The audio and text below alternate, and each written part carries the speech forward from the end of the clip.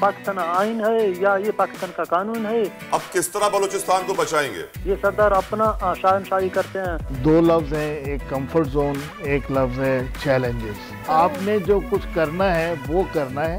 हर आने वाला पिछले आने वाले की पॉलिसी को जो है सबूताज करता है कि जी वो ठीक नहीं कर रहे थे, अब हम ठीक करेंगे। अभी तो किसने स्पोर्ट में अभी रिसेंटली एस टेनिस में आया हूँ। हमारा एक्सपीरियंस कलेक्टिवली बहुत अच्छा रहा था, बहुत कुछ सीखने को भी मिला। कोयटा ग्लैडिएटर्स को आखिर हो क्या गया है? पहली गेंद पे ही बैंकल जाई को जो एलबीडब्ल्यू किया है।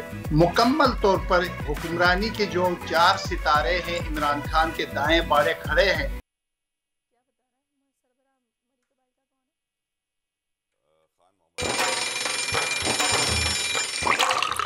आजकल जिंदगी ही सुबह आउट ऑफ कंट्रोल है, दुनिया बोल है, पूरी दुनिया बोल है। अस्सलाम वालेकुम नाज़रीन, very good morning, welcome to our show. और मैं हूं आपके साथ सहरिश जुहेब और मेरे साथ मौजूद है तलहा जतोई। और आज का दिन ख़ास दिन है, आज बहुत सारी पॉलिटिकल हैपनिंग होने वाली है। इसके साथ साथ आज शाबान की पहली तारीख भी है। सुभान अल्लाह। और शाबान का महीना यकीनन बड़ा बाबरकत और रहमतों का महीना होता है।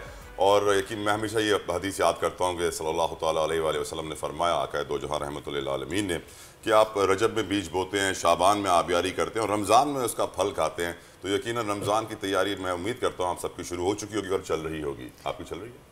बिल्कुल चल रही है। आगे रमज़ान की तैयारी भी अभी से रोज़े रखें, इस महीने में भी रोज़े रखें, बहुत ज़रूरी है। बिल्कुल जनाब। चले जी, अपने प्रोग्राम का हम आगाज़ करते हैं और सबसे पहले मैं चाहूँगी कि आप बताइए quote of the day. Quote of the day जो हमारे प्रोड्यूसर साहब आपके लिए, अपने व्यूअर्स के लिए पेश करना चाहते हैं, वो यह है कि शहीद की जो मौत है वो कौम की हयात है। हम जानते हैं कि बोल न्यूज़ के एंकर पर्सन अरशद शरीफ शहीद का आज हमारे दरमियान होते तो आज वो 50 साल अपनी ज़िंदगी के मुकम्मल करते। आज उनकी सालगिरह का दिन है, लेकिन यकीनन आज वो हमारे दरमियान नहीं है। लेकिन उनका फ़लसफ़ा, उनके उसूल, हक़ के लिए आवाज़ उठाना, सच के लिए आवाज़ उठाना, मैं दुआ करता हूँ अपने रब ताला से कि ये जज्बा हमारी कौम के अंदर आ जाए जो अरशद शरीफ के अंदर था। क्योंकि अभी तक कुछ मिसिंग है। हम न जाने क्यों शॉर्टकट्स की तलाश में रहते हैं, गलत रास्ते अपनाते हैं, चाहते हैं रातों रात हम रईस हो जाएं, अमीर हो जाएं, मशहूर हो जाएं। लेकिन हकीकत ये है कि हमें हक़ और सच का रास्ता कभी नहीं छोड़ना चाहिए, चाहे उसमें मुश्किलात ही क्यों ना हो, चाहे उसमें बुराई क्यों ना हो। उसमें होती हैं, लेकिन उनका डट कर मुकाबला करना पड़ता है, उनको फेस करना पड़ता है। हमने जो मुखालफत करते हैं उनका मुकाबला तो तला करना पड़ता है। जब आप हक और सच की बात करते हैं तो मुखालफत आपकी होती है। हमारी आज की सबसे बड़ी खबर, पहली खबर यही है कि आज अरशद साहब का यौम पैदाइश है, उनकी 50वीं सालगिरह है। और इस हवाले से पहली बड़ी खबर जो हमने शामिल किया वो यही है कि बोल न्यूज़ के शहीद एक पर्सन अरशद शरीफ की 50वीं यौम पैदाइश पर आज PTI की जानिब से भी जनाब जेल भरो तहरीक का आगाज भी किया गया। राइट, और उसको हम तफसीलन डिस्कस करेंगे। टॉप स्टोरीज पे नजर डालते हैं। बोल न्यूज़ के शहीद सहाफ़ी अरशद शरीफ की 50वीं यौम पैदाइश पर PTI की जेल भरो तहरीक का ऐलान। शाह महमूद लाहौर में 200 कारकुनान के साथ आज गिरफ्तारी देंगे। कप्तान की नई तहरीक हुकूमत के लिए वबाल जान बन सकती है। बलूचिस्तान में खातून और 2 बच्चों का कत्ल, मरीब बरादरी सरापा एहतजाज। हुक्मरान जमात BAP के सरदार अब्दुल रहमान केथरान पर कत्ल और निजी जेल बनाने के इल्जामात संगीन हैं। पूरी कौम शफाफ तहकीकात का मुतालबा कर रही है। खातून को इंसाफ दो ट्रेंड कर रहा है। सरफराज की कोयटा ग्लैडिएटर्स को हुआ क्या है? मुल्तान पेशावर के बाद लाहौर से भी हार गई। PSL की इस वक्त बड़ा बेहतरीन मैच हुआ, लेकिन सरफराज अपनी टीम को जितवा ना पाए। लाहौर कलंदर की बेहतरीन परफॉर्मेंस जानेंगे आज के शो में, क्या वजूहात थी। और पाकिस्तानी तलबा की हॉवर्ड यूनिवर्सिटी में धूम, डिबेट का मुकाबला जीत लिया। काबिल तलबा के दलाइल पर हॉवर्ड के साथिज़ा भी दंग रह गए। मुलाकात कराएंगे आपकी आज के इस प्रोग्राम में। टॉप ट्रेंड्स होते हैं इसके बाद सहरिश, हमारी टॉप स्टोरीज के बाद। और टॉप ट्रेंड्स में सिर्फ हम ट्विटर के ट्रेंड्स ही दिखाना पसंद करते हैं, बाकी ज़्यादा हम मेहनत करना जानते नहीं। इस वक्त जनाब जो सोशल मीडिया पर ट्रेंड कर रहा है वो है वेलकम टू PTI। ये टॉप ट्रेंड कर रहा है। और जैसे कि आपने कल देखा कि परवेज़ इलाही साहब और उनके साथ कुछ उनके दीगर जो साथी थे उन्होंने पीटीआई को ज्वाइन भी किया है, तो उनको वेलकम कहा गया है सोशल मीडिया पर और इसीलिए वेलकम टू पीटीआई ट्रेंड किया गया। और कल से अब तक हज़ारों से ज़ायद सारिफीन ट्वीट्स कर चुके हैं। याद रहे कि साबिक वज़ीर आला पंजाब परवेज़ इलाही ने अपने 10 साबिक अरकान असम्बली के साथ पाकिस्तान तहरीक इंसाफ में शमूलियत इख्तियार कर ली, जिसके बाद से ये टॉप ट्रेंड बना हुआ है। मुस्लिम लीग काफ के रहनुमा थे, पहले यकीनन सीनियर पोजीशन में थे। परवेज़ इलाही से हमेशा ये बात होती थी कि काफ किस तरफ जाएगी, मुस्लिम लीग काफ को नया फैसला ना कर ले, पीटीआई को छोड़ ना दे। तो वो तमाम तरह अफवाहें सरिश अब मुकम्मल तौर पर हमेशा हमेशा के लिए अभी दम तोड़ गई हैं, क्योंकि अब वो दूरियां नहीं रही। एक ही घर हो गया है पीटीआई, पाकिस्तान तहरीक इंसाफ। मुनीस इलाही को यकीनन बड़ी पोजीशन भी दी जाएगी पीटीआई में, क्योंकि उनके आने से एक पार्टी का मोराल, मोटिवेशन और यकीनन उनका वोट बैंक भी आएगा, जिससे पीटीआई को फायदा होगा। और वाकई बिल्कुल तला, ये हमने ये देखा है कि सारी डेवलपमेंट्स में बहुत मुश्किलात भी इनको फेस करनी पड़ी। कभी घरों पर छापों के लिए पुलिस आ रही है, लेकिन मुनीस इलाही ने बारहा एक ही बात कही कि हम इमरान खान का साथ नहीं छोड़ेंगे। अगर तो तुम्हें लगता है कि इन हरकतों से हम पीछे हट जाएंगे तो अपनी सोच को बदलो।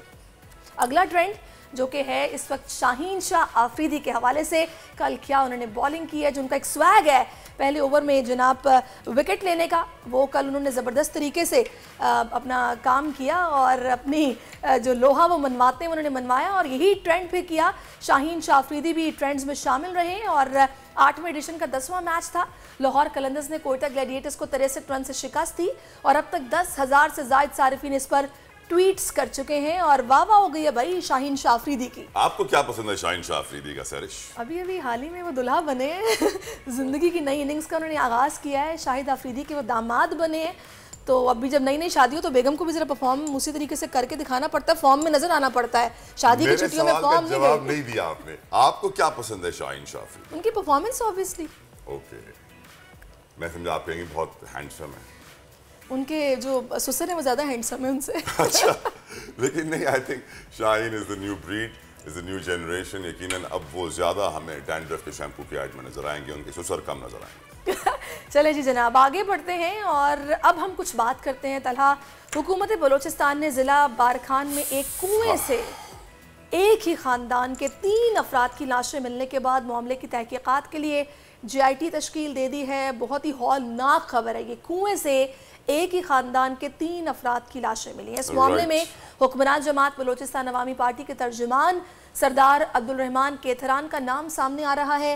ये मामला गुज़श्ता रोज़ ज़्यादा गर्म हुआ जब बारखान से मुत्तसिल ज़िला कोहलू में खातून और उनके 2 बेटों की नमाज जनाजा तो अदा कर दी गई, अलबत्ता उनकी तदफीन के बजाय मरी कबाइल से ताल्लुक़ रखने वाले अफराद लाशों को कोयटा लाए। मैं आपको बताता हूँ हुआ क्या। बेसिकली बारखान में एक कुएं से, बारखान डिस्ट्रिक्ट है जिसके करीबी कोहलू का इलाका है, जहाँ के ऑफ कोर्स मरी बरादरी वहाँ पे रहती है। 3 लाशें निकली हैं, जब तो एक माँ और उसके 2 बेटे बताए जा रहे हैं, उनकी कोयटा में नमाज जनाजा ला के पड़ी गई है।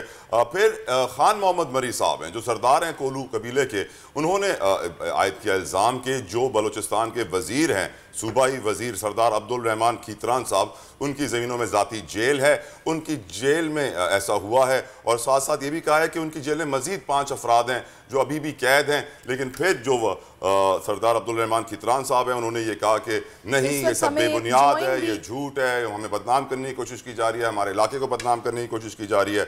और उनका ये कहना था खीतरान साहब का कि एक तरफ कोलू है जिसमें मरी बरादरी है हमारे इलाके के, अच्छा, एक तरफ बुक्ती, डेरा बुक्ती है। खान मोहम्मद मरी साहब ने तला ज्वाइन कर लिया है, यहाँ पे कबीले के वो सरदार भी हैं, उनसे हम इस सारे मामले पर बात करते हैं। बहुत शुक्रिया सरदार साहब आपके वक्त का। कहिएगा, ये बड़े संगीन किस्म के इल्जामात हैं जो कि लगाए जा रहे हैं और अवाम यहाँ पर सरापा एहतजाज हैं। ये मामला आप तक क्या पहुंचा है और इस पर अभी आप लोग क्या सोच रहे हैं, क्या किया जाएगा? हेलो जी सरदार साहब, बहुत शुक्रिया आपके वक्त का। ये 3 अफराद के कत्ल का मामला है, यहाँ पर अवाम सरापा एहतजाज हैं, आप लोग क्या करेंगे अब इस मामले पर? खीतरान साहब, मरी साहब, खान मोहम्मद मरी साहब, आपको मेरी आवाज आ रही है?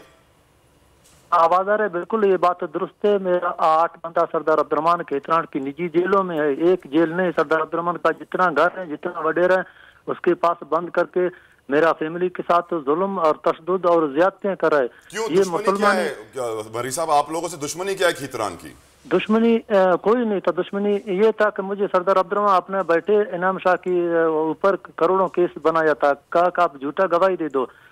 मैं गवाही के लिए इनकार किया था। बस यही सदा मैं काट रहा हूँ कि मुझे लाशें मिल रहे हैं, मुझे बच्चों का। अच्छा, ये भी खबरें चल रही हैं, कुछ पब्लिश हुई हैं, बीबीसी ने भी छापी हुई है कि 5 और लोग हैं आपके नाम से, कि 5 और लोग आपके ऐसे हैं जो उन जेलों में हैं इस वक्त। बिल्कुल, मेरा बेटी, मेरा 4 बेटा अभी तक सरदार अब्दुर्रहमान की निजी जेल है। मैं जब तक ये लाशें नहीं उठाएगा कि सरदार अब्दुर्रहमान को नायल करो, सरदार अब्दुर्रहमान को गिरफ्तार करो, मेरे 5 बच्चों को बाजियाब करो। सरदार अब्दुर्रहमान पहले तो नहीं मान रहा था, और इंसानी हकूक सेनेट जी मिस्टर जमशेद ने 2 महीने पहले फोन किया था। सरदार अब्दुर्रहमान कितना बोला, मेरे पास नहीं है, ये झूठ है। अभी पूरा वीडियो जा रहे, पूरा तस्वीरें जा रहे, सरदार अब्दुर्रहमान के घर के अंदर मेरा बच्चा नहीं। तो इसमें सरदार साहब, वहाँ पर जो कानून नाफिज करने वाले इदारे हैं, क्या आपने उन तक ये सारा मामला पहुंचाया है? जबकि दुश्मनी इतनी संगीन हो गई है, वो आपकी किस हद तक मदद कर रहे हैं, या वो उनका मौकिफ क्या है सारे मामले में? जी मुझे पूछा कर रहा है। जी आपसे पूछा है। हाँ, मैंने कहा कि सरदार अब्दुर्रहमान पहले तो नहीं मान रहा कि मेरे घर में नहीं है, निजी जेल नहीं, मेरे घर में ये बच्चा नहीं। अभी मैं नेट में आपको दिखाऊं कि सारा तस्वीरें, सरदार बैठा है, सरदार के आसपास मेरा बैठा, मेरा बीबी, मेरा लड़की सरदार अब्दुर्रहमान की घर में। पहले तो बोला नहीं, मेरे पास कुछ बलोचों का नहीं है, और बलोचों का खातून है। सरदार अब्दुर्रहमान शराब पी करके वो खातूनों के साथ तो ज्यादती करे। ये मुसलमानी है या ये पाकिस्तान आइन है या ये पाकिस्तान का कानून है? ये कौन सा मुल्क है ये? मरी साहब, अब आप जिस जंगल के कानून में रह रहे हैं, बलूचिस्तान के जो ये हालात, इस नहज पर आप पहुंचे हैं, उसमें यकीनन आप तमाम तर कबीलों के सरदारों का बहुत बड़ा किरदार है। अब किस तरह बलूचिस्तान को बचाएंगे? बिल्कुल जनाब, ये मालूम नहीं हमारे ऊपर ये कौन सा जुल्म फिट हो गया कि ये सरदार अपना शहनशाही करते हैं, अपना जेल बनाते हैं। 1 साल नहीं, 2 नहीं, 4 साल में दरपदर और मैं इधर उधर। मरी साहब, will come back to you. मरी साहब, आपसे मजीद बात करेंगे, हमारे साथ रहिएगा। दानिश मुराद हमारे नुमाइंदे मौजूद है। दानिश, मुझे आप ये बताइए, आप भी बलूचिस्तान से रिपोर्टिंग कर रहे हैं, जिन हालात का इस वक्त मरी साहब ने जिक्र किया कि खीतरान साहब की अपनी जेलें हैं, शराब नोशी करते हैं, औरतों के साथ रेप करते हैं, जबरदस्ती किडनैप कर लिया जाता है, ये तो मुकम्मल जंगल का कानून हुआ, ये तो बदमाशी का कानून हुआ। क्या हालात है, ग्राउंड रियलिटी क्या है, आपके पास क्या फैक्ट्स हैं दानिश? जी देखिए, इस वक्त ओवरऑल सिचुएशन क्वेटा में ये है कि मरी कबीले की जानब से धरना दिया जा रहा है। जबकि अगर सूबाई वजीर सरदार अब्दुर्रहमान खीतरान की बात करें तो ये पहला, ऐसे नहीं होगा कि ये पहला वाक़या रिपोर्ट हो रहा है उनके खिलाफ। होते रहे सहाफ़ियों के कत्ल के खिलाफ भी उन पर मुकदमात दर्ज हैं, रिकॉर्ड पर भी हैं। जो उनके अपने इलाकों के मकामी सहाफ़ी थे, करप्शन के चीज़ें उनके खिलाफ हाईलाइट की तो अगलों ने मार दिया। इसी तरह दूसरी चीजें अगर आप देखें तो सरदार खीतरान एक तरफ तो वो सरदार हैं, कबायली हैसियत से बड़े पावर रखते हैं, उसी तरह दूसरा पॉलिटिकली बड़ा स्ट्रॉन्ग है, उनका बैकग्राउंड है। बीएपी में सब एक बहुत बड़ी पोजीशन पे वो बैठे हैं और इस वक्त सूबाई काबीना में वो एक वजीर की हैसियत से भी हैं। तो एक दूसरी तरफ पॉलिटिकली भी वो बहुत स्ट्रॉन्ग है, तो कबायली हैसियत से भी उनको जो है वो जेर नहीं किया जा सकता, सियासी हैसियत से भी जेर नहीं किया जा सकता। उसके अलावा अगर हम दूसरी तरफ से देखें तो उनको हर तरफ से जो है वो काफी। दानिश, जल्दी से मेरे एक सवाल का जवाब दे दीजिए। देखिए, आपने मुझे बता तो दिया कि एहतजाज हो रहा है, ये हो रहा है, वो हो रहा है, लेकिन जो ग्राउंड रियलिटी है, जो मरी साहब कह रहे हैं कि जाती जेलें हैं, औरतों के साथ इस तरह ज्यादती हो रही है, शराब नोशी हो रही है, स्मगलिंग हो रही है, हर 2 नंबर काम खुल्लम खुल्ला हो रहा है, क्या वाकई बलूचिस्तान में ऐसा है? यस और नो? देखिए, तमाम चीजें तो इस तरह नहीं है, लेकिन जिन पर इल्जाम आयद किया जा रहा है ये तो अब वो बताएं। हाल बताइए कि बलूचिस्तान के जो सरदार और नवाब है, ये बात बिल्कुल ट्रू है कि उनके निजी जेल हैं। बहुत बहुत शुक्रिया दानिश मुराद, बहुत बहुत शुक्रिया खान मोहम्मद मरी साहब। हम उम्मीद करते हैं कि इदारे हरकत में आएंगे, इंसाफ मिलेगा, क्योंकि बलूचिस्तान में जिस तरीके की हरकत और सकनात हो रही हैं, निजी जेलें हैं, औरतों को कबीलों की जबरदस्ती उठा के उनके साथ ज्यादती और हर किस्म का गलत काम हो रहा है। उम्मीद करते हैं हमारे इदारे हरकत में आएंगे, पाकिस्तान की खातिर, पाकिस्तान की लोगों की खातिर, क्योंकि अब भी अगर खामोश बैठे रहे और बलूचिस्तान को इग्नोर करते रहे तो यकीनन बलूचिस्तान हमारे लिए गोल्ड माइन है, वहां रेकोडेक है, 100 बिलियन का गोल्ड है, उसके अलावा न जाने कितने माइंस एंड मिनरल्स हैं, लेकिन हम फिर भी उनको तरक्की नहीं करने देते। और दूसरा तला उनका बेसासे महरूमी हमें दूर करना होगा। ये वो बेचारे लोग हैं जुल्म बर्दाश्त कर रहे हैं, इनको मेन स्ट्रीम में लाना पड़ेगा। और ये काम हुकूमत का है, हुकूमत किसी और तरफ है, फोकस उनका कुछ और है, और जो कुछ इन मजलूमों के साथ हो रहा है, इनकी दादरसी के लिए कोई वहां जाता तक नहीं है। ये बड़े अफसोस की बात है। आगे बढ़ते हैं जनाब, कुछ बात करते हैं आज की पॉलिटिकल हैपनिंग की। तो आज पाकिस्तान तहरीक इंसाफ की नई एहतजाजी मुहिम है, जेल भरो तहरीक, जिसका आगाज हो रहा है।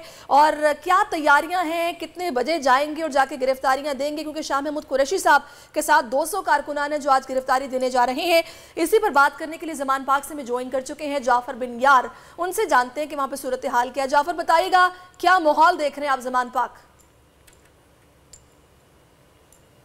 पाकिस्तान तहरीक इंसाफ की जानिब से जो आज जेल बोरो तहरीक है उसका बाकायदा आगाज़ ज़मान पार्क से होगा और कहा जा रहा है तकरीबन 2 बजे से पहले यहाँ पे कारकुनान को पहुँच जाना चाहिए, क्योंकि यहाँ से काफ़िला निकलेगा, लाहौर के माल रोड पर पहुँचेगा, चेरिंग क्रॉस पंजाब असम्बली के सामने ये लोग जमा होंगे और उसके बाद वहाँ पे जो है गिरफ्तारियाँ दी जाएंगी। शाह महमूद कुरैशी, उमर चीमा और दीगर जो कायदीन है पाकिस्तान तहरीक इंसाफ के मरकज़ी कायदीन है, उसके बाद जो सूबाई क़यादत है वो वहाँ पे पहुँचेगी और आज फैसला किया गया कि ज़्यादा से ज़्यादा गिरफ्तारियाँ देंगे, क्योंकि चेयरमैन पीटे इमरान खान की जानिब से कहा गया था कि जेल बरो तहरीक का आगाज़ बुध से किया जाएगा, जिसके बाद तैयारियाँ मुकम्मल कर ली गई हैं और अब ज़मान पार्क में जो खिलाड़ियों की आमद का सिलसिला जारी है। दूसरी तरफ आपको बताता चलूँ कि जो माल रोड पर है पंजाब हुकूमत ने, पंजाब की निगरान हुकूमत ने 2 दिन पहले ही दफ़ा 144 नाफज कर दी और कहा गया है कि किसी किस्म के जल से जुलूसों यहाँ पे गैदरिंग को जो है उन पे पाबंदी होगी, लेकिन इसके बावजूद आज वहाँ पे जो है पाकिस्तान तहरीक इंसाफ के कारकुनान पहुँचेंगे और जेल बरो तहरीक का बाकायदा आगाज़ होगा। जी सही, बहुत शुक्रिया। आप तो चला एक ब्रेक ले लेते हैं, ब्रेक के बाद वापस आते हैं। आजकल जिंदगी ही सुबह आउट ऑफ कंट्रोल है, दुनिया बोल है, दुनिया बोल है।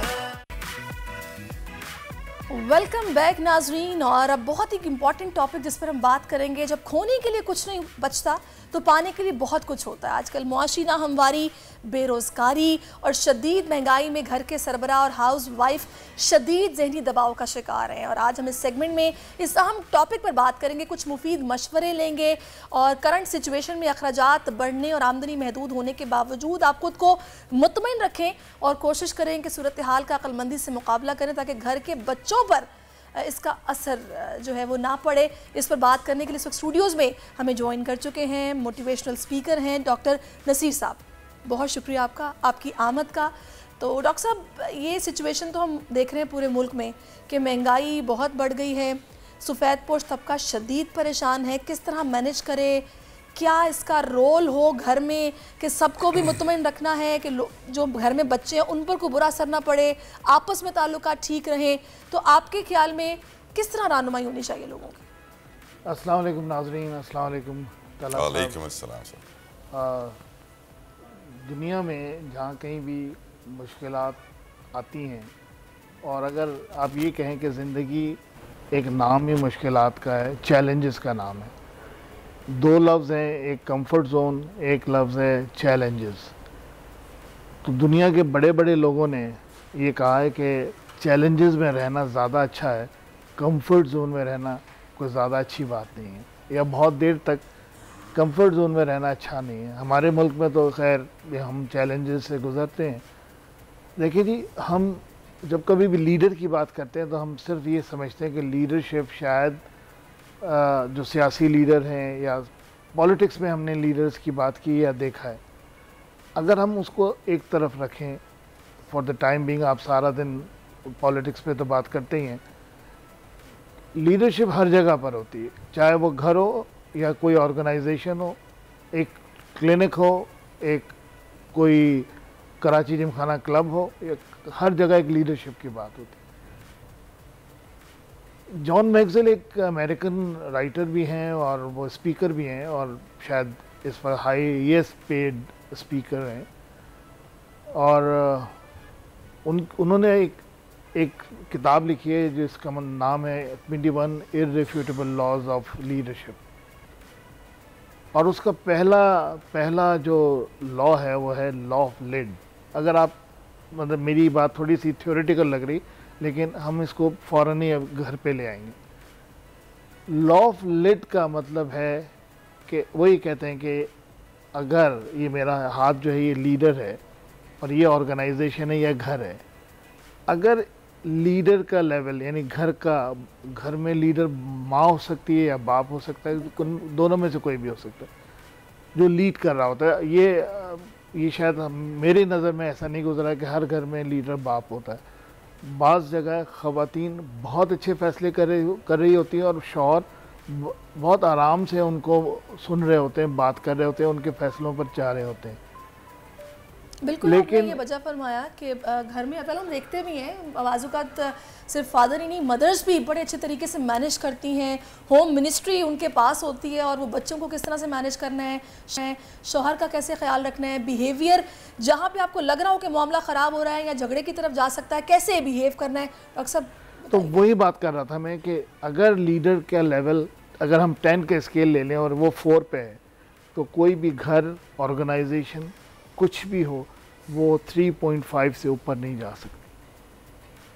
अगर उस घर का, उस ऑर्गेनाइजेशन का लेवल आपने बढ़ाना है, आपको लीडर की जो वैल्यू है उसको बढ़ाना होगा। और बाज़ मरतबा जब घर में ये चीज़ें, आपने घर से बात शुरू की, तो घर की बात मैं ये करूँ कि उसमें माँ या बाप जो होते हैं वो हर वक्त आज के इस दौर में कुछ ना कुछ कह रहे होते हैं। हालांकि एक बात बिल्कुल तयशुदा बात है कि वो चीज़ जो देखी जाती है उसी पे घर चल रहा होता है। बाप खुद फ़ोन देख रहे हों और बच्चों से कह रहे हों कि फ़ोन ना देखें, बाप खुद सारा वक्त टीवी देख रहे हो, बच्चों से कहें वो टीवी, बाप खुद बिस्तर पे लेटे हुए हो, बच्चों से कहें आप काम करें, तो ऐसा नहीं हो सकता। जो बाप या माँ घर में कर रहे हैं, बच्चे उसको फॉलो करते हैं। ख़ास तौर पे शुरू का जो वक्त हो, आप ये देख लें कि अगर 2-3 साल का एक बच्चा है तो वो सिर्फ वो कर रहा होता है जो उसका बड़ा भाई या उसके वालिद कर रहे होते हैं। उन हत्ता के उनका जो चलने का अंदाज़ है ना, वो भी वही होता है। फिर आजकल हमने उनको लगा दिया टीवी के मुख्तलिफ कार्टून्स पे और उस पर, और ये सोच लिया कि हम बरी ज़िम्मा हो गए इस सारी बातों से। तो वो ठीक है, थोड़ी देर के लिए तो सही है, मगर 4 घंटे 5 घंटे या बहुत देर तक देखना वो बच्चों को बहुत ख़राब कर रहा है, क्योंकि वो कल्चर देख रहे हैं जो वो कल्चर हमारा नहीं है। हमारा जब वो बच्चे बड़े होते हैं तो हम उनसे एक्सपेक्ट करते हैं कि वो घर में आए और कहें अस्सलाम वालेकुम। बिल्कुल आपने वजह फरमाया, लेकिन इसमें ये वाकई ये जो भी आपने पॉइंट आउट किया है बच्चों के हवाले से कि वो बहुत ज़्यादा मोबाइल्स पे या टीवी पे अपना जो टाइम है वो उस पर वेस्ट कर रहे होते हैं, आपकी नज़र में ये कैलकुलेशन लीडर्स को, अगर घर का लीडर बाप है, उसको किस तरह करनी है? अपनी वाइफ को भी बताना होगा कि भी तुम्हें कुछ टाइम मैनेज करना है, मतलब इतने टाइम के लिए इसको इस तरह देखना है, या करना क्या होगा ये बताइए। देखिए मैम, करना वो होगा जो आप चाहते हैं ना, वो आप खुद कर लें। अभी पिछले दिनों की बात है, यानी 2-3 साल पहले की बात है, मेरे एक दोस्त हैं, बहुत करीबी दोस्त हैं, मेरे साथ काम करते हैं, अजहर सिद्दीकी नाम है। वो कहने लगे कि फ़लाँ किसी बड़े आदमी ने कहा कि आजकल कौम को ख़राब कर दिया ये रमज़ान प्रोग्राम शोज़ ने टीवी के, और लोग सिर्फ उसी को देख रहे हैं। और कुछ लोग पहले कहते हैं हमारे बचपन के ज़माने में इफ्तारी जो है वो एक घर से दूसरे घरों में जाती थी और दूसरों से हमारे घर में आती थी, और ये सिलसिला ख़त्म हो गया। तो मैंने कहा उन साहब जिन्होंने भी कहा, मैं उसको नाम छोड़ दें, मैंने कहा ये अभी रमज़ान आने वाले हैं, आप ऐसा करें अपने घर से इफ्तारी अपने मोहल्ले में 2-3 जगह भेजना शुरू कर दें। बेशक। क्या हुआ कि उन्होंने मेरी बात मान ली। उनका बच्चा हालांकि बड़ा है, 18-19 साल का बच्चा है। तो जब वो ट्रे लेके वालिद दूसरे के घर में जा रहे थे, एक अच्छा इलाका है, तो बच्चा बाप से पूछ रहा है, अब्बू हम ये इफ्तारी की ट्रे लेके उनके घर जा रहे हैं, बुरा तो नहीं मानेंगे? अल्लाहु अकबर, अनबिलीवेबल। तो ये हकीकत में बिल्कुल एज इट इज़ जुमला सुना, भूल गए हम। तो जब वो उन्होंने इफ्तारी दी 2-3 जगह, और ख़ुद उन्होंने कहा अजहर साहब ने मुझे कि उस महीने उनके मोहल्ले में जो गार्ड्स है उनके पास खाने की कोई कमी नहीं थी, और इफ्तारी का ये जो सिलसिला था वो चलता है। डॉक्टर नफीस, वेरी इंपॉर्टेंट क्वेश्चन सर। मैंने एक सेइंग और कोट पढ़ी थी कहीं कि जब अच्छा दौर आता है किसी मुल्क पे तो लोग कंफर्ट जोन में रहने की वजह से थोड़े नाजुक निकलते हैं, लेकिन जब मुश्किल दौर आता है किसी मुल्क पे तो लोग भी बड़े ताकतवर निकलते हैं और बड़े पावरफुल निकलते हैं, क्योंकि वो हार्डशिप्स देख रहे होते हैं। सैडली पाकिस्तान के ऊपर काफ़ी वक्त से मुश्किल दौर चल रहा है, लेकिन हम वो लोग नहीं देख रहे हैं, हम वो लीडर्स पैदा होते हुए नहीं देख रहे जिनका हम जिक्र कर रहे थे। इसकी क्या वजह है?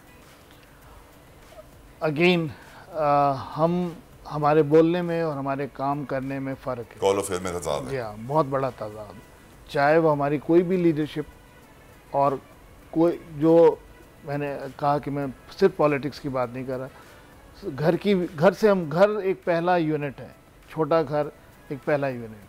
उसका जो लीडर जो कुछ कर रहा है ना, बच्चे वो कर रहे हैं, वो सीख रहे हैं। आज भी गुज़िश्ता समझ लें कि 1989-80 से लेके और 2012-13 तक कराची का दौर कोई अच्छा दौर नहीं गुज़रा, मगर उन इलाकों में रहने वाले वो बच्चे जिनकी उम्र अभी 30 साल 32 साल हैं, उनमें मैं जब तमीज़ देखता हूँ तो वो मेरे पास किसी भी रीज़न से आते हैं, एज ए पेशेंट या कोई कंपनी के लोग होते हैं, और मैं किसी बच्चे में बहुत तमीज़ देखता हूँ, उसकी उम्र अगर 30-32 साल है तो मैं जाने लगता है तो मैं खड़ा हो जाता हूँ, मैं उसको सलूट करता हूँ।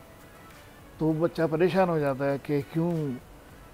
मैंने कहा तुम जिस इलाके में रहते हो, अगर उस इलाके में तुम्हारे माँ बाप ने तुम्हें ऐसा बना रखा है जैसे तुम हो, तो ये उन पर ये सलाम एक्चुअली उनको है, अचीवमेंट है उनकी। तो ये अचीवमेंट हमेशा ये याद रखें कि माँ बाप की होती है।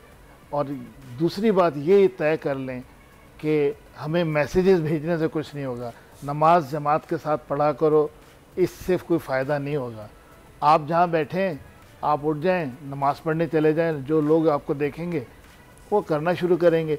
ऐसे ही एक साहब कहीं तबलीग के लिए जा रहे थे, एक बुज़ुर्ग के पास गए, हज़रत हुजूर मैं तबलीग के लिए जा रहा हूँ।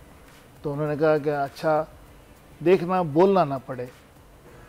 तो आई मीन कितना बड़ा मैसेज है, बोलना ना पड़े मीन्स जो तुम करो, आपने जो कुछ करना है वो करना है, अमल दिखाना है, कहना नहीं है। अच्छा, इसमें डॉक्टर नफीस जैसा कि अभी आपने बात की पहले के बच्चों की कि फिर आप उनको सल्यूट करते हैं, जो आप उनका मतलब बिहेवियर देखते हैं, अब इस तरह के बच्चों की तरबियत वालिदैन इस तरह की क्यों नहीं कर पा रहे, उसकी वजह आप क्या समझते हो? ये जो हमारे कौल और फेल में तजाद है, ये इस्लाम से दूरी है?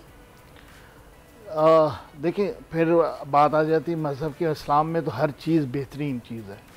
अगर मैं एक टिपिकल किसी इस्लामी माशरे की बात नहीं कर रहा, आप ये समझ लें कि यूरोप चले जाएं, मैंने जहाँ अगर सिवाय इसके कि वो मुसलमान नहीं हैं, वरना उनमें वो सारी चीज़ें मुझे ऐसी नज़र आती हैं जो सरकार दो आलम सल्लल्लाहु अलैहि वसल्लम का तरीक़ाकार था। मैं एक जगह, मैं और मेरी फैमिली एक जगह वेटिंग पे थे एक रेस्टोरेंट में, तो उस ज़ाहिर गोरी जो मैनेजर थी उसने कहा बैठ जाएं, भी जगह होती है तो हम बुलाते हैं। थोड़ी देर में कोई और आया, वो भी बैठ गए। तो उस गोरी ने उनको, जो बाद में लोग आए थे, उनको अंदर जगह दे दी। तो जिनको जगह दी उन्होंने उससे मैनेजर से पूछा, मगर ये लोग तो हमसे पहले बैठे हुए थे, क्या हम में पाकिस्तान में कोई ऐसा मैंने अपने आप किसी की बात नहीं कर रहा, मैं अपनी बात कर रहा हूँ कि अगर मैं भी बैठा हुआ होता और मैनेजर मुझे कहता कि आप चले, तो मैं उनके लिए नहीं पूछता कि जो मुझसे पहले बैठे थे।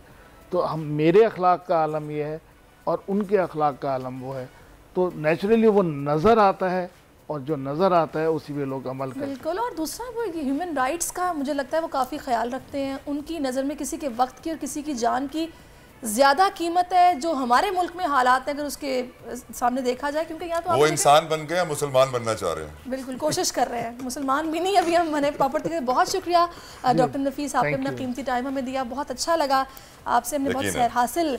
जो गुफ्तगू है वो हमारी हुई। ब्रेक पहला ले लेते हैं नाज़रीन, आफ्टर दिस ब्रेक। आजकल ज़िंदगी ही सुबह आउट ऑफ कंट्रोल है, दुनिया बोल है, दुनिया बोल है। वेलकम बैक टू दुनिया बोल है। बड़ा इंपॉर्टेंट इशू पीडीएम से मुतालिक हम जानते हैं कि जब सदर मुमलिकत आरिफ अलवी साहब ने यह हुक्मनामा जारी किया कि इलेक्शंस करवाए जाएं, तारीख का भी ऐलान किया, तो बहुत सारे कानूनदान खड़े हो गए, पीडीएम खड़ी हो गई। पहले पीडीएम का ये कहना था कि नहीं, ये कानूनी इख्तियार सदर मुमलिकत का नहीं है, वो ये नहीं कर सकते, जिसके बाद सूरत हाल बदलती हुई नजर आई। गुज़िश्ता रोज़ मेरे बड़े अच्छे दोस्त बोल पे प्रोग्राम करते हैं, उसामा गाजी, उनके प्रोग्राम अब पता चला में लतीफ़ खोसा साहब भी थे और एतजाज एहसन साहब भी थे, और इन दोनों ने इस बात को यकीन दिलाया कि ये बिल्कुल कानूनी आईनी इख्तियार में है सदर मुमलिकत की कि वो इलेक्शंस का ऐलान करें। उन्होंने क्या कहा आपको सुनवाते हैं। साहब का मौक़िफ़ ये है कि 52B की वायलेशन प्रेसिडेंट ने कर दी है। आपको लगता है कि ये इकदाम उसके अंडर फॉल करता है? 52B वायलेट कर दी है सदर पाकिस्तान ने। देखिए, हर बंदा इस वक्त आईनी माहिर बन गया, ज्यूरिस्ट बन गया, बिना पढ़े वो फतवे देना शुरू कर दिए हैं हमने। ये उनकी जाती राय होगी, जाती राय का मैं एहतराम करता हूँ, हर एक को हक है कि वो अपनी जाती राय दे, लेकिन मैं फिर खुदारा विनती करूंगा कि जरा कम अज कम पढ़ तो लें। जिस फिक्र की आप बात कर रहे हैं जरा उसको पढ़ तो लें। और मुसीबत तो ये है ना कि आप ही अपनी अदाओं पे जरा गौर करें। हम अगर अर्ज करेंगे तो शिकायत होगी। तो मैं नहीं चाहता कि वो ये मुतसबर करें कि मैं कोई ओवर रूल कर रहा हूँ या उनकी तजहीक मकसूद है। देखिए, एक चीज तो आप तारीफ आप हमें जाना चाहिए उस पर जो मैंने खुद बात की या आपने खुद बात की या किसी ने खुद बात की। एक लाइब्रेरी, मेरे पास एक लाइब्रेरी है और मेरे से नॉटी प्ले करने की कोई कोशिश ना कर। मेरे पास आप सबकी टेप्स है। ये किसने कहा सबसे पहले? किसने ये दावा किया? मरियम बीबी ने अरशद मलिक के केस। अरशद मलिक की जब उन्होंने वो वीडियो दिखाई, मैं इत्तेफाक से बैठा देख रहा था टीवी। जो ही उन्होंने खत्म की, मुझे एक टेलीफोन आ गया स्पीकर के तौर पे।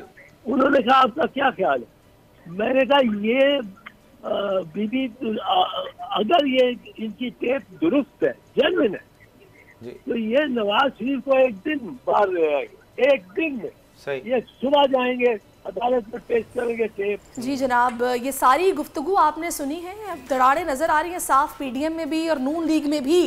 पिछले दिनों आपने सुना कि आपस के जो रहनुमा है उनके अपने ही बयानात में तजाद है, एक दूसरे की बात से वो इत्तफाक नहीं करते। और ये जो पॉलिटिकल इंस्टेबिलिटी है, इसका सारा असर हमारे मुआशी तौर पर इकोनॉमिकली हो रहा है। मुआशी बदहाली का शिकार पाकिस्तान इस वक्त शदीद दबाव में है और हालात इस कदर ख़राब हो गए हैं कि हम देख रहे हैं कि इंडस्ट्रीज़, फैक्ट्रीज बंद हो रही हैं, डेली वेजेस पर काम करने वाले मजदूर परेशान हैं, रियल स्टेट का कारोबार नीचे जा रहा है, कंस्ट्रक्शन का काम रोक दिया गया है, सरिया सीमेंट इतना महंगा हो गया है कि अब यही सोचा जा रहा है कारोबार को, काम को मुकम्मल तौर पर बंद कर दिया जाए। और प्रॉपर्टी से वाबस्ता अफराद का शिकवा है कि मार्केट तेज़ी से नीचे आ रही है और हम काम नहीं कर पा रहे। और इसी पर हमने खबर ये भी सुनी है कि आबाद ने अपनी कंस्ट्रक्शन का काम रोक दिया है। आबाद ने काम क्यों बंद किया है, इसकी वजूहात क्या है, ये जानने के लिए इस वक्त में ज्वाइन कर चुके हैं साबिक चेयरमैन है आबाद के आरिफ जीवा साहब। अब आरिफ साहब, बहुत शुक्रिया आपके वक्त का। आरिफ साहब, वजूहात महंगाई, सरिया महंगा, सीमेंट महंगा, लोग कम वेजेस पे वैसे ही काम करने को तैयार नहीं है, यही वजूहात है कि आप लोगों ने काम रोक दिया है, बंद कर दिया है? वजूहात का जो आपने वर्ड यूज किया, वजूहात तो आपने जो प्रोग्राम का अपनी शुरुआत की उसी में वजूहात आपने बता दी महंगाई की। देखिए, पॉलिटिकली जो ही रहेगी इस मुल्क के अंदर, वो मदद नहीं करेगी, कभी तरक्की नहीं करेगी, कभी महंगाई की शरह कम नहीं होगी। इस वक्त हम जीवा साहब आप पे थोड़ी सी हमें ट्रबल आ रहे हैं। Will try to fix that. Meanwhile यकीनन हम अपने व्यूअर्स को बताएं कि पाकिस्तान में जो इन्वेस्टमेंट का ट्रेंड है, हम ये तो जानते हैं कि बाकी सारे सेक्टर्स भी जवाल पजीर हैं, डिक्लाइन पर हैं। अनएम्प्लॉयमेंट, बेरोजगारी हर सेक्टर में, ऑटो सेक्टर हो, टेक्सटाइल हो, सब तमाम तर सेक्टर्स जो हैं इस वक्त बेरोजगारी का शिकार है। मुल्क में इस वक्त 30-40 लाख लोग दूसरे सेक्टर्स में बेरोजगार हो गए हैं। अब ये जो कंस्ट्रक्शन का सेक्टर है, इसमें 80% जो पाकिस्तान की इन्वेस्टमेंट है वो रियल स्टेट और कंस्ट्रक्शन की तरफ होती है। वहां पर भी अगर काम बंद हो जाएगा तो मजीद कितने लाख लोग बेरोजगार होंगे, ये एक बहुत बड़ी खतरे की घंटी है। इस वक्त जो चेयरमैन है association of builders and developers के, उन्होंने एक बयान जारी किया, अपने व्यूअर्स को भी सुनवाते हैं। चेयरमैन आबाद, आज हमारी मीटिंग हुई है आबाद हाउस के अंदर और हमारे सारे मेंबर्स और हमारे सारे फॉर्मर चेयरमैन मेरे साथ बैठे हुए थे और हमने एनोनिमसली ये डिसीजन लिया है कि आज के बाद हम कोई भी आयरन परचेज़ नहीं करेंगे। और मैं समझता हूँ मेरे सारे मेंबर्स 70-80 मेंबर्स जो बैठे हुए थे, सब ने हल्फ लिया है कि आज के बाद हम कोई भी परचेज़ नहीं करेंगे और किसी की साइट पे भी लोहा नहीं उतरेगा। अगर किसी की साइट पे आज के बाद लोया उतरा, कल के बाद अगर लोया उतरेगा और कोई परचेज करेगा और अगर कोई भी इसमें गलत फाउंड किया गया तो मैं आज के बाद आबाद इसको गारंटी इशू नहीं करेगी, SBCA की गारंटी इशू नहीं करेगी। और ये डिसीजन हमने लिया है और इंशाल्लाह अगली बुध को हम फिर बैठेंगे कि क्या। जी, ये गुफ्तगू आपने सुनी। पिछला दौर हुकूमत था जिसमें ये इंडस्ट्री फ्लरिश कर रही थी, बाकायदा इस पर एक फोकस था और टैक्स छूट दी गई थी जिसकी वजह से काम बेहतर हो रहा था और इसी से वाबस्ता दूसरी इंडस्ट्रीज भी चल रही थी। लेकिन अब चूंकि टैक्सेस की भरमार है, डॉलर कितना ऊपर चला गया, महंगाई आसमान को छू रही है, तो ये काम बंद हो गया है। जीवा साहब, मुझे ये बताएगा कि सारी सिचुएशन में आप क्या देख रहे हैं, होना क्या चाहिए? हुकूमती लेवल पर कोई मीटिंग्स हो, मुशावरत हो, बैठ के स्ट्रेटजीज बनाई जाएं, क्या इसका हल है? इस तरह तो ये मजीद हम नीचे की तरफ जाएंगे। देखें, बिजनेस जो चलते हैं, इकोनॉमी जो चलती है वो फाइनेंस मिनिस्टर से चलती है, प्राइम मिनिस्टर से चलती है।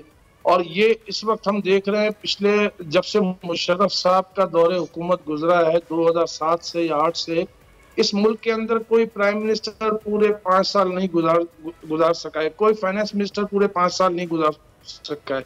जब तक आपकी पॉलिसी जो है वो तवातुर से नहीं चलेगी, हर आने वाला पिछले आने वाले की पॉलिसी को जो है सबूताज करता है कि जी वो ठीक नहीं कर रहे थे, अब हम ठीक करेंगे। देखिए, दुनिया में ना कारोबार इस तरीके से चलते हैं, ना घर इस तरीके से चलते हैं, ना मुल्क इस तरीके से चलते हैं। जब तक आपकी स्टेबिलिटी नहीं होगी, हम बुनियादी बात कर रहे हैं आपके साथ, अभी मैं सिर्फ बुनियादी आपसे बात करना चाहूंगा कि इसकी वजूहात क्या है और इसका हल क्या है। वजूहात यही है, जो पॉलिटिकल प्रॉब्लम्स हम देख रहे हैं कि जी पीपल्स पार्टी गवर्नमेंट आई, आज जा रही है, कल आ रही है, आज जा रही है, कल आ रही है, गिलानी साहब कोर्ट में पेश हो रहे हैं, फलां प्राइम मिनिस्टर कोर्ट में पेश हो रहे हैं, फिर उसके बाद मियां साहब की गवर्नमेंट आ रही है, मुस्लिम लीग नून की गवर्नमेंट आ रही है, आज जा रही है, कल आ रही है, आज अभी भी यही सिचुएशन है। पूरे 4 साल इमरान खान साहब की गवर्नमेंट का भी यही हाल है। हम कैसे बिजनेस करेंगे? कोई फॉरेन इन्वेस्टर आपके पास कैसे आएगा? डॉलर कौन यहाँ पे इन्वेस्ट करेगा? जब तक, मैं सिर्फ अपने सेक्टर की आपसे बात नहीं कर रहा हूँ, कंस्ट्रक्शन सेक्टर की, मैं ओवरऑल जितनी भी इंडस्ट्रीज हैं उनके साथ यही प्रॉब्लम है कि उनको जो है वो कोई मुस्तनद या कोई मुस्तकिल पॉलिसी नहीं दी जाती है इस मुल्क के अंदर। आप कम से कम सियासी अपने मसाइल अपनी जगह पे रखें, एक पेज पर आए, असेंबली में एक बिल पास करें, मईशत का बिल पास करें। आप सियासत को दूर रखें मईशत से और हमें ऑन बोर्ड लें, बिजनेस कम्युनिटीज को ऑन बोर्ड लें। आप federation of Pakistan chamber of commerce industry जो मदर बॉडी है उसको ऑन बोर्ड लें, आप आबाद को ऑन बोर्ड लें, आप जो है टेक्सटाइल इंडस्ट्रीज के नुमाइंदों को ऑन बोर्ड लें, आप उनसे बात करें। मेरा यही पॉइंट था कि जब आबाद को या फिर कॉमर्स सेक्टर को लूप में नहीं लिया जाएगा, फाइनेंस मिनिस्टर अपने तई बंद कमरे में फैसले करके बस कहेंगे इम्प्लीमेंट करा दो, तो जाहिर है चीजें बेहतर तो नहीं होंगी। आप लोग अगर मीटिंग करेंगे, उनके साथ बैठेंगे, आप बताएंगे कि भाई इस चीज का इतना इफेक्ट हो सकता है कि ज्यादा नुकसान देगी, आप लोगों के पास मशवरे भी होंगे क्योंकि आप तो मौजूद है ना, फील्ड में काम कर रहे हैं। ये जो लैब्स है, कम्युनिकेशन गैप है, ये कितना इफेक्ट कर रहा है? जी, कमीशन गैप तो बहुत ज्यादा है हमारे यहाँ ना। हमारे यहाँ बिजनेसमैन को या जो बिजनेस कर रहे हैं लोग, उनको तो ब्यूरोक्रेसी या पॉलिटिशियन कुछ समझते ही नहीं है। वो कहते हैं कि जी ये हमारे कमाऊ पूत हैं, ये कमा के देंगे तो हम मुल्क चलाएंगे। जी कमाऊ पूत अगर हैं या कमा के कैसे कमा के देंगे जब आप पॉलिसी स्टिक नहीं करेंगे?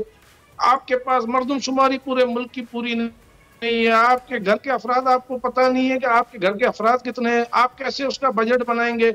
आप बजट बनाते हैं, एक्सपेंस, दुनिया में कोई घर या कोई कारोबार चलता है जहाँ पे एक्सपेंस और इनकम कम हो? कौन सी दुनिया में ये काम चलते हैं? जीवा साहब, कितने लोग आपको अनएम्प्लॉयमेंट का शिकार होते हुए नजर आ रहे हैं अपने सेक्टर में? कितनी बेरोजगारी होगी आपके सेक्टर में? हमारे सेक्टर में तो देखें, स्किल्ड अनस्किल्ड तमाम किस्म के जो लेबर कहें या इंजीनियर्स कहें, ये सिर्फ जो है वो और सिर्फ लेबर की बेरोजगारी नहीं है इसमें, ये तो लाखों की तादाद में पाकिस्तान के अंदर खरबों रुपए के प्रोजेक्ट अब रुक गए हैं। 10 लाख 15 लाख 20 लाख लोग, कोई रफ एस्टिमेट सर? इससे भी कहीं ज्यादा। आप इसको जो है वो आप मिलियन आप 50 लाख कर लें आप इसको। मैं 50 लाख भी बहुत कम तादाद बता रहा हूँ, क्योंकि एक प्रोजेक्ट जो है, सिर्फ एक प्रोजेक्ट जो है वो 500 से 1000 लोगों को रोजगार देता है। और सिर्फ ये रोजगार बिल्डिंग साइट पे नहीं होता, ये रोजगार स्टील सेक्टर में रोजगार, अगर स्टील मैन्युफैक्चरिंग होती है वहाँ लेबर होती है। आज स्टील की जो है वो मैन्युफैक्चरिंग काफी हद तक लाख लोग बेरोजगार। यही वजह है कि सोसाइटी में फ्रस्ट्रेशन भी इतनी बढ़ गई है, लोग परेशान हैं, कुछ कह नहीं सकते, कुछ कर नहीं सकते, हेल्पलेस हैं। उनके हाथ में कुछ नहीं है। जीवा साहब, आपकी नज़र में जो अभी हम लोगों की सिचुएशन है मुआशी लिहाज से, डॉलर कितना ऊपर चला गया है, महंगाई जिन हदों को छू रही है, IMF से डेडलॉक ताहाल बरकरार है, कहते कुछ है वहाँ से कोई और बयान आ जाता है, होना क्या चाहिए कि चीज़ें अब बेहतरी की जानिब जाएं? देखिए, मैंने तो पहले ही एक बात, और आप सब जानते हैं और मेरे ख्याल है मीडिया के लोग ज़्यादा जानते हैं कि 72 इंडस्ट्रीज जो है इससे कंस्ट्रक्शन सेक्टर से ज्वाइंट है, 42 डायरेक्ट और 30 जो है वो इनडायरेक्टली।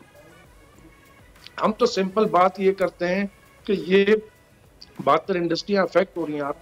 आपके बात ना कर, आपने RD लगाई हुई स्टील के ऊपर, हम सिर्फ एक आइटम की बात करते चले। आपने RD लगाई हुई है, ARD लगाई, फिर आपने 30% पर आप RD और ARD ले रहे हैं, साथ में आप जो है वो कस्टम ड्यूटी ले रहे हैं।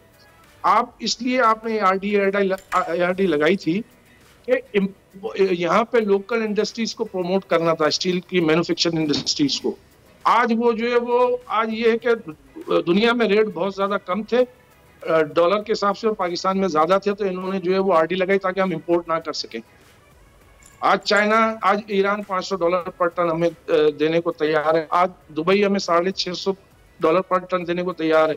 आज अफगानिस्तान जो है $700 पर टन में अपना स्टील बेच रहा है। आज चाइना जो है वो तकरीबन $650 पर टन पे अपना स्टील बेच रहा है। पाकिस्तान में $1100 पर टन स्टील का रेट है। सही। आप कम से कम हमें इंपोर्ट की तो इजाजत दें ताकि यहाँ पे लोगों को बिल्कुल जीवा साहब के सजेशंस बड़े इंपॉर्टेंट हैं, अगर इनको और बाब इख्तियार जहन में रखें और कुछ बात आप लोगों से भी हो जाए, चीजें बेहतर होंगी। बहुत शुक्रिया, आपने अपना कीमती वक्त हमें दिया।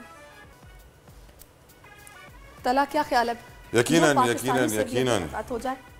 बहुत इश्यूज हैं और अगर ये कंस्ट्रक्शन सेक्टर के इशूज सॉल्व ना हुए तो 50 लाख के करीब लोग बेरोजगार होंगे, जो इस वक्त आरिफ जीवा साहब ने नंबर दिया है, जो कि उन्होंने कहा एक कंजर्वेटिव नंबर है।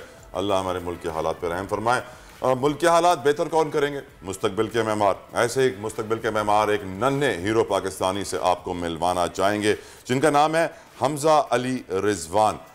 टेनिस में वो कहते हैं ना कि 12 साल की उम्र में उन्होंने जादू करना शुरू कर दिया और उनके नाम अब बहुत सारी पोजीशंस हैं, बहुत सारे रिकॉर्ड्स हैं।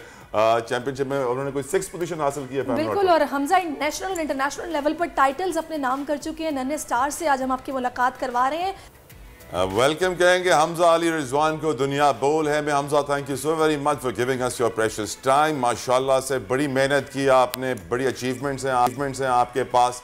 कैसा लगता है? Do you feel proud of your achievements? Next क्या टारगेट है? जी बिल्कुल, बहुत प्राउड फील कर रहे हैं अपने फादर का भी, सबका, अपने कंट्री का नाम रोशन कर रहे हैं। बहुत अच्छा लग रहा है। इंशाल्लाह मज़ीद मेहनत करेंगे और पाकिस्तान का नाम इंटरनेशनल लेवल पे भी रोशन करेंगे। तो हमजा, स्टडीज़ के हवाले से बताओ आप कि आप क्या पढ़ते हो और किस तरह मैनेज करते हो? पेरेंट्स की कितनी सपोर्ट आपके साथ है? जी बिल्कुल, अभी मैं 7th क्लास स्टार्ट की है और प्राइवेट स्टडीज़ कर रहे हैं। पेरेंट्स की काफ़ी सपोर्ट है। टेनिस खेलने के बाद आके घर में ट्यूटर पढ़ाने आते हैं मुझे, उनसे स्टडी करते हैं पूरा 2 आवर्स। आपकी सक्सेस के पीछे सबसे बड़ा हाथ किसका है? जी मेरे फादर का ही है, उन्होंने सब कुछ किया है। वो भी टेनिस खेलते हैं? बाहर भी वही लेके गए हैं। और नहीं, वो पहले खेलते थे, अभी उन्होंने खेलते हैं। जब वो पहले तो बॉल बॉय थे, उन्होंने स्टार्ट की, फिर उनका ड्रीम वो हमें देखते हैं। सही। तो अच्छा, कोच के हवाले से बताया, किसी की कोचिंग आप लेते हैं या फिर फादर से ही सीखते हैं? जी अभी क्या नाम है, एस अकेडमी में मैं आया हूँ, सामुल क्रैशी की अकेडमी में। उसमें मेरे कोच मोहम्मद खालिद साहब हैं और मैं बहुत थैंकफुल हूँ साम भाई का कि उन्होंने इतनी कोचिंग की आई है मुझे और उनको काफ़ी कुछ सिखाते हैं। उनसे मैं बहुत कुछ सीखता हूँ। इंशाल्लाह उन्हीं की तरह पाकिस्तान का नाम रोशन करूँगा इंटरनेशनल लेवल पे। इतने सारे मुकाबले आपने जीते हैं, मुझे बताइए एसोसिएशन का क्या रोल रहा है? Do they support you? किस तरह की सपोर्ट वो देते हैं अगर देते हैं तो? और साथ साथ जो हमारी प्राइवेट सेक्टर है, जो हमारा कॉर्पोरेट सेक्टर है, उनकी जानिब से कोई आपकी मदद, कोई स्पॉन्सर मिला आपको? नहीं, अभी तक तो कोई स्पॉन्सर नहीं है। सारा मेरे फादर ने किया है। जहाँ मैं मलेशिया, कजाकिस्तान, ताजिकिस्तान जहाँ भी गया हूँ, सारा मेरे फादर साथ गए हैं। और एसोसिएशन, टेनिस एसोसिएशन, वो भी सपोर्ट नहीं करती? नहीं, अभी तो किसी ने सपोर्ट नहीं किया। अभी रिसेंटली एस टेनिस में आया हूँ, उम्मीद है इंशाल्लाह वो लेके जाएँ और उन्हीं के साथ चलेंगे। अल्लाह करे कि वो लेके जाएं, उनको भी थोड़ा सा कुछ ख्याल आए कि स्टार्स हैं, हमारे मुस्तकबिल के मेहमान हैं और पाकिस्तान का नाम आप लोग रोशन कर रहे हैं। मुझे हमजा, अब आप ये बताओ कि अभी आपका नेक्स्ट टारगेट क्या है, जहन में क्या है? अभी तो बहुत छोटी सी उम्र है आपकी, 7th क्लास में आप पढ़ते हो, क्या सोचा हुआ है फ्यूचर को लेके? जी बिल्कुल, मेरी उम्मीद है इंशाल्लाह इस ईयर मैंने एशिया नंबर 1 बनना है और इंशाल्लाह इंटरनेशनल लेवल पे जाएंगे पाकिस्तान को रिप्रेजेंट करने भी, और यही टारगेट है, बस एशिया नंबर 1 बनना है मैंने।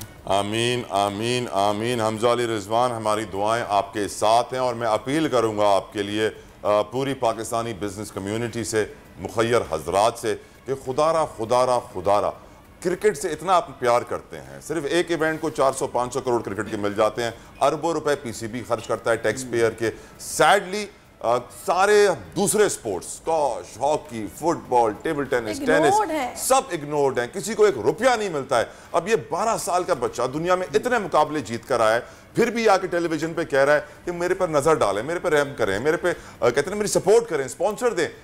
अल्लाह करे, अल्लाह में मुझे यकीन है कोई ना कोई होगा ऐसा जो मेरी आवाज़ इस वक्त सुन रहा होगा और आगे बढ़ेगा, इस बच्चे की सपोर्ट जरूर करेगा। अफसोस की बात तो ये कि कोई लॉन्ग टर्म रोने का मकाम है, अफसोस की नहीं, रोने का मकाम। लॉन्ग टर्म को इस तरह की प्लानिंग नहीं होती है, कोई स्ट्रेटेजी नहीं बना के देते, बस 1-1 लाख रुपया 50-50 हज़ार इनाम के तौर पर दे के बरी जुमा हो जाते हैं कि भाई हमने अपना काम कर दिया, बाकी बस मेहनत करता रहेगा खुद ही। इनके अब्बा टिकट्स खरीदेंगे, मुकाबलों में ले जाएंगे, फिर लोग यही तो बोलेंगे पाकिस्तान जिंदाबाद के नारे कम लगेंगे, पाकिस्तान नारे ज्यादा लगेंगे। एक ब्रेक लेते हैं, ऐसी बात ब्रेक लेते हैं, ब्रेक के बाद नाज़रीन वापस आते हैं, stay with us.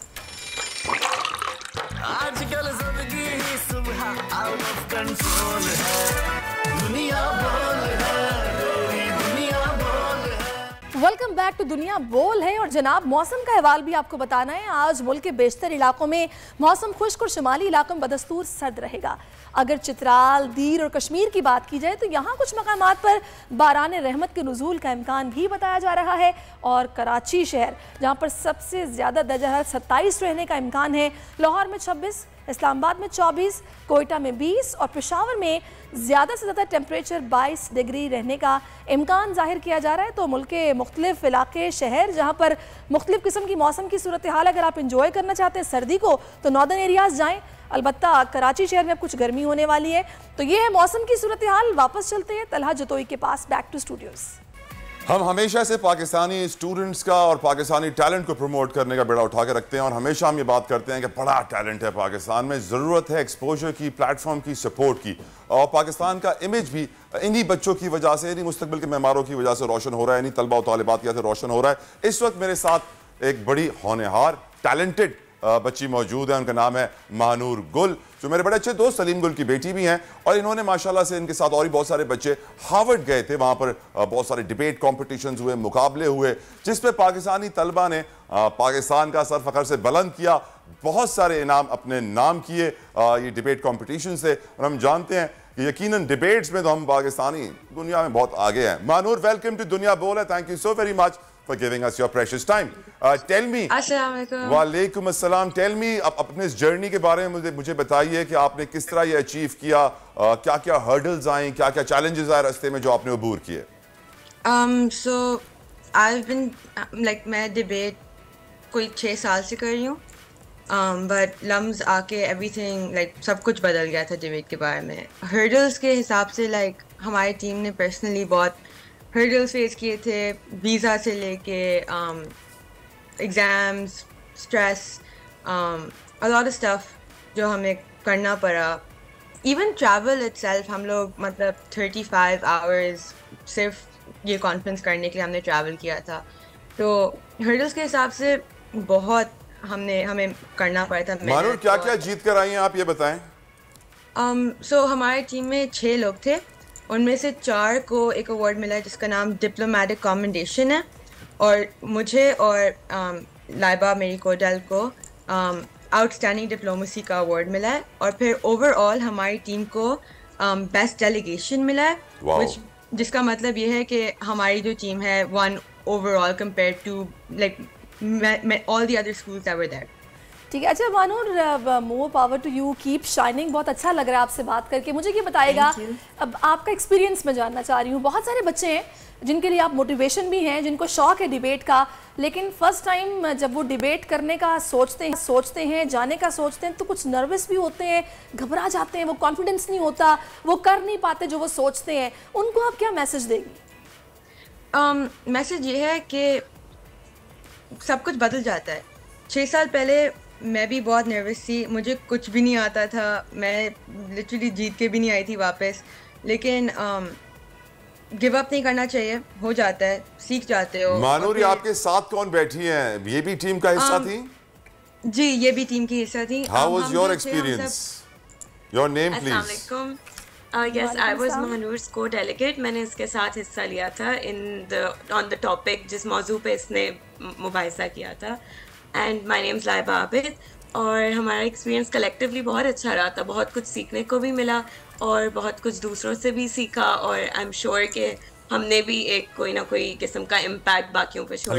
Laiba, outstanding diplomacy का आप लोगों को माशाल्लाह से आप जीते हैं, तो मुझे ये बताइए कि हमें as a nation, as a country अपनी डिप्लोमेसी किस तरह इम्प्रूव करनी चाहिए? आई थिंक हमें अपनी कंट्री को उसके पूरे नक्शे में रिप्रेजेंट करना चाहिए। जिस तरीके से हमारा कल्चर है, हमारी जितना रिच हिस्ट्री है, हम उसको अच्छी तरीके से एम्बॉडी करें एक इंटरनेशनल स्केल पे, उसमें प्राइड लें, उसको रिप्रेजेंट करें और दूसरों से भी सीखने की अहमियत समझें। अच्छा, वो और तो उस चीज़ मेरा को पूरी तरीके से एम्बॉडी करें। सही, बिल्कुल आपने ठीक कहा। अच्छा, आप दोनों से ही मेरा ये सवाल है कि आप लोगों के फ्यूचर प्लान्स क्या हैं, क्या सोचती हैं आप अपने फ्यूचर को लेके, और क्या कोई ऐसा इरादा भी है कि आप अपने मुल्क का नाम तो रोशन कर रही हैं, लेकिन अपने जैसे दीगर बच्चे जो कि चाहते हैं इस फील्ड में अपना लोहा मनवाना, उनकी आप हेल्प किस तरह करेंगी या करने का सोचती हैं? पर्सनली तो मुझे बड़े होके अभी के लिए जर्नलिस्ट बनना है, राइटर, और as far as like helping other children goes, I feel like जो सबसे इम्पोर्टेंट चीज़ है वो है कि हम अपनी कंट्री के लिए एक नाम बनाएं, लाइक एक रेपुटेशन सेट करें और एक स्टैंडर्ड सेट करें डिबेट का। एंड हमारे बाद इंशाल्लाह बहुत ज़्यादा और टीम्स जाएंगी, शायद हमारी यूनिवर्सिटी से जाएं, शायद दूसरे स्कूल्स भेजें, और हमने उनके लिए एक स्टैंडर्ड सेट कर दिया है कि पाकिस्तानी स्कूल्स को आता है डिबेट करना, पाकिस्तानी बच्चों को आता है ये सब करना, और हम उनके लिए हैं, खड़े हुए हैं, क्योंकि जो टीम्स हमसे पहले गई हैं वो हमारे लिए थे, वो हमारे लिए मदद करने आए थे, उनने हमें ट्रेन किया था, और इसी तरीके से हम भी फिर बाकियों को करने के लिए मैं तो तैयार हूँ। अच्छा लाइबा, आप क्या कहेंगी? इतने अहम मौके से बहुत अच्छी तरीके से मानूर ने समझाया कि यही सीखा है कि दूसरों के लिए एक स्टैंडर्ड सेट करना है कि हम एज पाकिस्तानीज़ हम लोग भी बहुत कुछ अचीव कर सकते हैं, बहुत मैसिव पोटेंशियल है। और I am personally studying law at LUMS, तो मुझे आगे जाके पॉलिसी मेकिंग और उस तरह की चेंजेस लानी है जो कि फ्रॉम द रूट इनेबल करें हमारे यूथ को कि हम खुद से एक्शन ले सकें। माशाल्लाह, all the best to you guys, all prayers with you. अल्लाह ताला आपको कामयाब करे और उम्मीद करता हूं कि आप पाकिस्तान का नाम इसी तरह से दुनिया में रोशन करती रहें। Laiba and Manoor, thank you so very much for joining us. लेकिन जाता है बड़ी जरखेज है ये मिट्टी, सरिश, बस थोड़ा नम करने की जरूरत है। बिल्कुल आपने वजह फरमाया, और ये टैलेंट है जो कि हर फील्ड में हमें नज़र आता है। पाकिस्तान में टैलेंट की वाकई कोई कमी नहीं है, लेकिन दुख इस बात का है कि इंटरनेशनल लेवल पर कोई सपोर्ट नहीं है, कोई उस तरीके से एक होता है ना। एग्जैक्टली, सारे माँ बाप अपनी जेब से पैसे भरते हैं, लेकिन कोई कॉर्पोरेट कहते हैं ना कि CSR, कॉर्पोरेट सोशल रिस्पॉन्सिबिलिटी होनी चाहिए, and they should step up और पाकिस्तान के इस तरह के फ्यूचर टैलेंट को प्रमोट करें। पर क्रिकेट की बात कर ले, सुना है PSL बड़ा एंजॉय कर रही है। तलहा PSL बिल्कुल नहीं देख रहे, इनका कोई क्रिकेट में इंटरेस्ट नहीं है, लेकिन मैं I hate cricket. Oh my God, एतराफ करता हूं मैं टीवी। अच्छा PSL के जनाब सुपर मुकाबले जारी हैं, बड़े लवर्स हैं तलहा, अगर आप हेट करते हैं तो लवर्स की तादाद कहीं ज़्यादा है इस वक्त। कल का जो मैच था उसकी थोड़ी सी बात करते हैं, जिसमें लाहौर कलंदर्स ने क्या खूब परफॉर्म किया। 10वें मैच में कोयटा ग्लैडिएटर्स को 63 रन से शिकस्त दी है। नेशनल स्टेडियम कराची के पिच पर पहले लाहौर ने बैटिंग की, और लाहौर को पहले बैटिंग की दावत टॉस जीतने वाली टीम कोयटा ग्लैडिएटर्स ने ही दी थी। इस वक्त शोएब अलवी साहब हमें ज्वाइन कर चुके हैं। शोएब साहब, बहुत शुक्रिया आपके वक्त का। अगर लाहौर कलंदर्स की बात की जाए तो उनकी बॉलिंग स्ट्रॉन्गर यूनिट है देन बैटिंग, और कल के मैच को आपने किस तरह देखा? एंजॉय किया होगा आपने भी यकीनन। when Sharisha Afridi and Haris Rauf and then Saman और फिर अब तो राशिद खान ने ज्वाइन कर लिया है, वो उनको जब आप इतना बड़ा हदफ मिल जाए डिफेंड करने के लिए 199, तो फिर तो जाहिर बात है वो चढ़ के खेलेंगे। और लाहौर की मैं आपको बताऊं कि अब्दुल्ला शफीक जैसे बल्लेबाज की जब जगह नहीं बन रही थी तो ऐसा लग रहा था कि जैसे कि ये बहुत ही ज्यादा स्ट्रांग होगी। पिछले मैच में जरा से लड़खड़ाए थे, लेकिन कल रात वाला जो मैच था उसमें आप ये देखें कि तकरीबन हर बल्लेबाज ने 20 22 के ऊपर तो वो पहुंच ही गया। ये शायद पहली दफा इन्होंने ऐसा स्कोर किया है कि जहाँ 6 बल्लेबाज जो बैटिंग करने आए हैं 145 के ऊपर फटकी है, जो कि बहुत कमेंडेबल होती है। बल्कि 3 बल्लेबाज तो ऐसे थे 200 के ऊपर की स्ट्राइक रेट थी। लेकिन आई थिंक जो सबसे बेस्ट बैटिंग की है वो शायद होप ने की है। सुहेब साहब, कोयटा ग्लैडिएटर्स को आखिर हो क्या गया है? जो इन्होंने शायद एक्सपेक्ट कुछ और किया था हफीज से, लेकिन हुआ कुछ और। ये क्या चक्कर क्या हुआ है?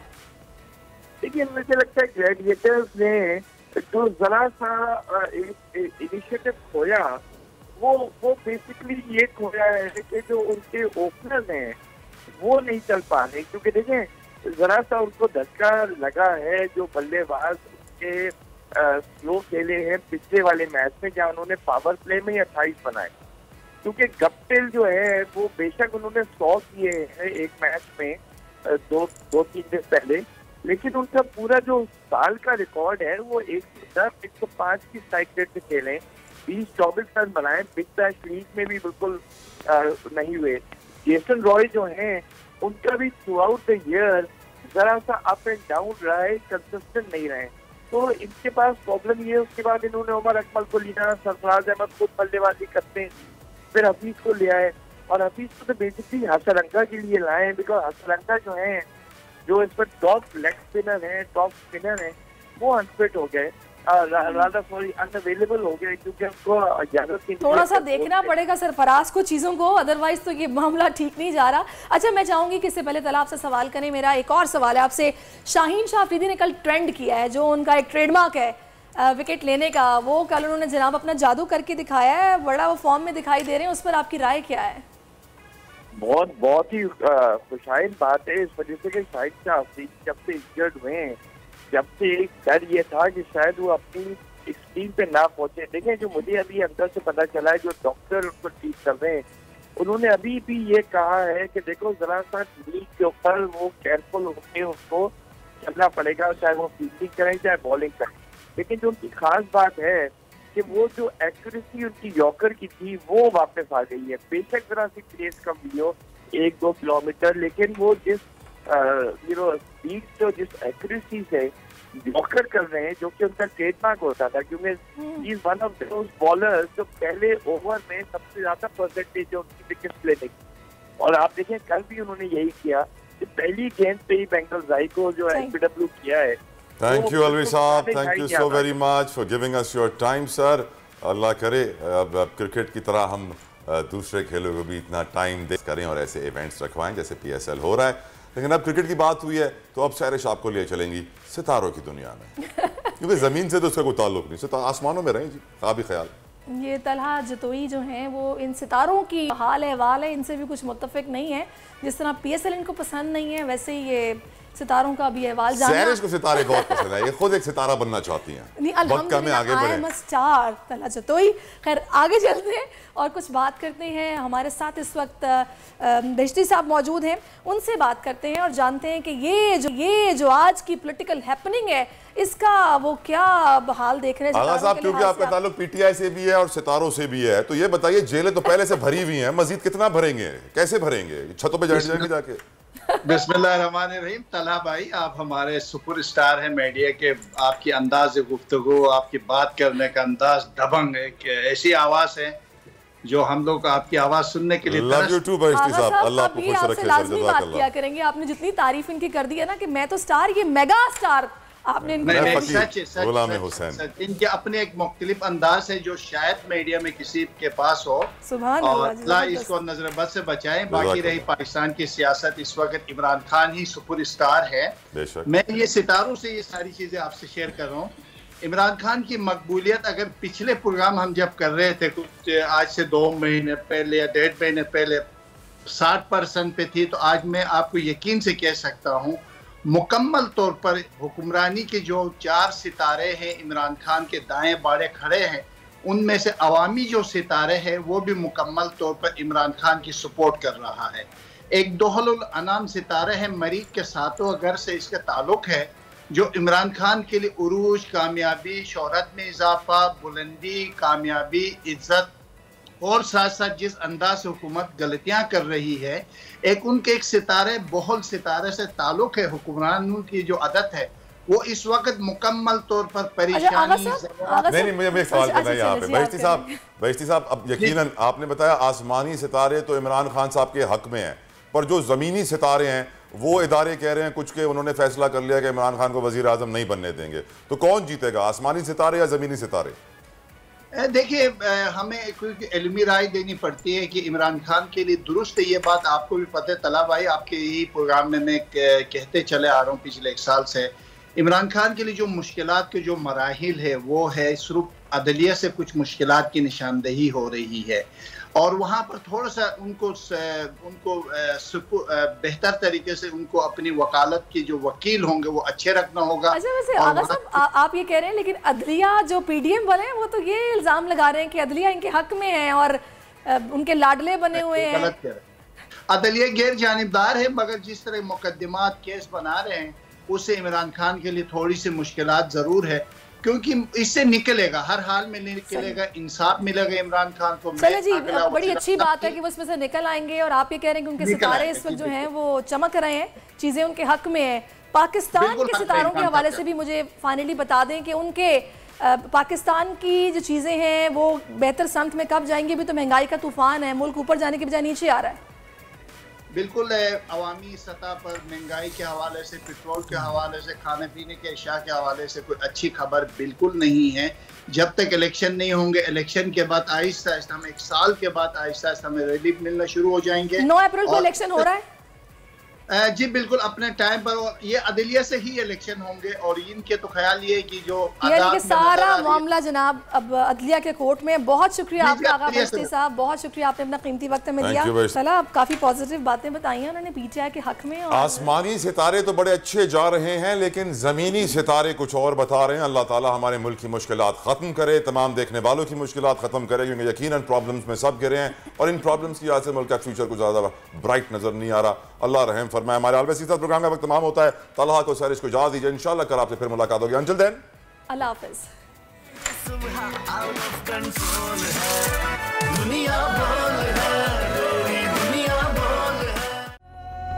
फसीले शहर से बाहर बुला के मारा गया, सभी के सामने इबरत बना के मारा गया। मुझे न देख सका कोई सच के रास्ते पे, हसद के दश्त में सूली चढ़ा के मारा गया। बोल नेटवर्क सलाम पेश करता है उस अजीम हीरो को जो आज हम में मौजूद नहीं, लेकिन उसकी याद आज भी हमारे दिलों में जिंदा है।